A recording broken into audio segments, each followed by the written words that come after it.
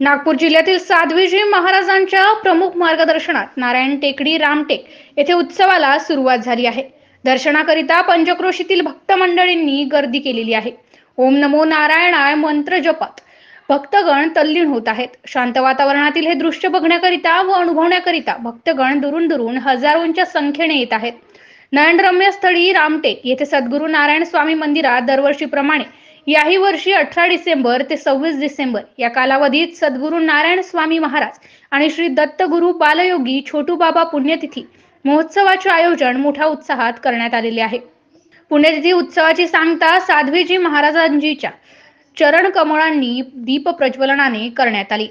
दररोज सकाळी 9 वाजता श्री सद्गुरुनाथजींचा अभिषेक पंचक्रोशीतून येणाऱ्या भाविकांच्या प्रमुख उपस्थितीत संपन्न होत आहे।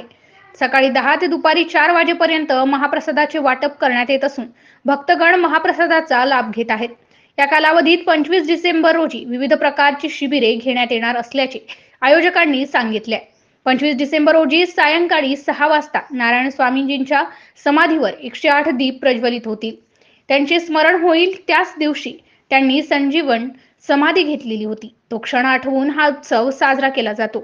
26 डिसेंबरला सकाळी 10 वाजता सद्गुरुनाथांचा महाभिषेक होईल।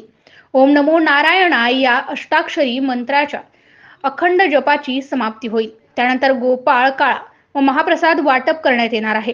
या कार्यक्रमाला छत्तीसगड, मध्य प्रदेशातील लोक येतात। त्यामुळे या सोहळ्याला विशेष महत्त्व प्राप्त झालेले आहे।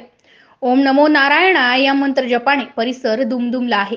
दर्शनासह महाप्रसादाचा लाभ घेण्याचे आवाहन आयोजकांनी केलेले आहे।